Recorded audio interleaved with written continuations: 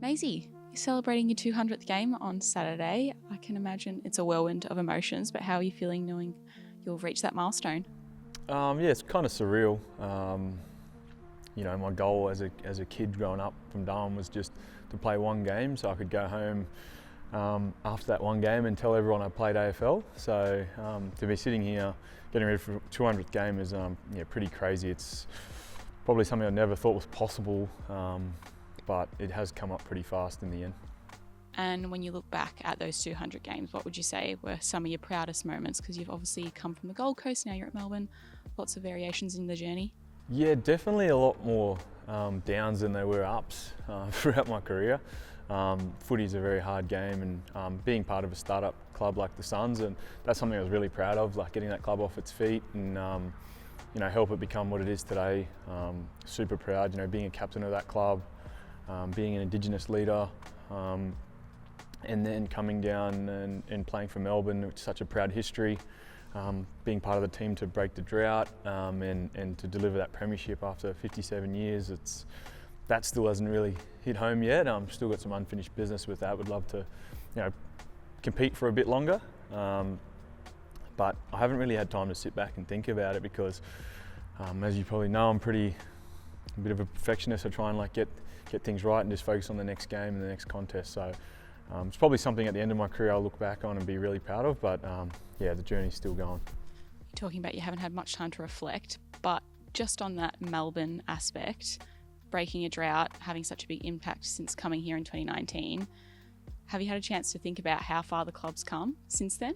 Yeah, I remember playing against Melbourne in my early years at the Suns, and we won a couple of games against Melbourne, so it was, Melbourne were pretty down the bottom of the ladder like the Suns, and they were rebuilding, so to see how far they've come, and then me coming and joining and being along for the ride to turn it around after what's been a pretty hard time for Melbourne fans, and just to be able to deliver that premiership was just the smiles and how thankful everyone is, and how, I suppose, the magnitude of the situation.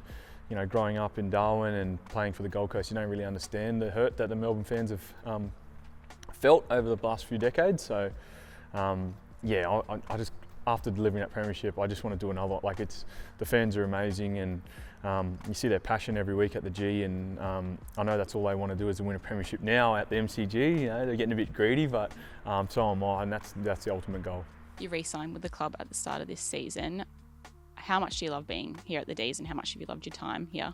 Yeah, I think the footy stuff speaks for itself, but the person I've been able to become at the club, our values are all over the place, and our games are rated on them, and it's all Goody speaks about is our values. So that was part of the appeal coming to Melbourne. Wasn't just to be able to play in a premiership and be competitive. Was about leaving here a better person, and I do feel like I've made a lot of strides in that area, and I'm improving as a person and a player every day. So just the whole, I suppose, joining the club and the holistic approach that they take is something I'm really proud of.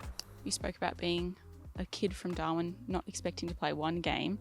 Now you're a premiership player, 2-time All-Australian. How does it feel to have those achievements, and I'm assuming a lot more achievements to come? Oh yeah, it's kind of weird that you just said that, to believe that that's actually happened. Never in my wildest dreams did I think I'd play 100 games, let alone, like you said, a 200 and a couple All-Australians in a premiership. It's just something that was so far out of reach, I thought, being from Darwin. So hopefully, pave the way and give some kids back home a bit of belief that they can do it, doesn't matter where you're from. So that is something I'm immensely proud of.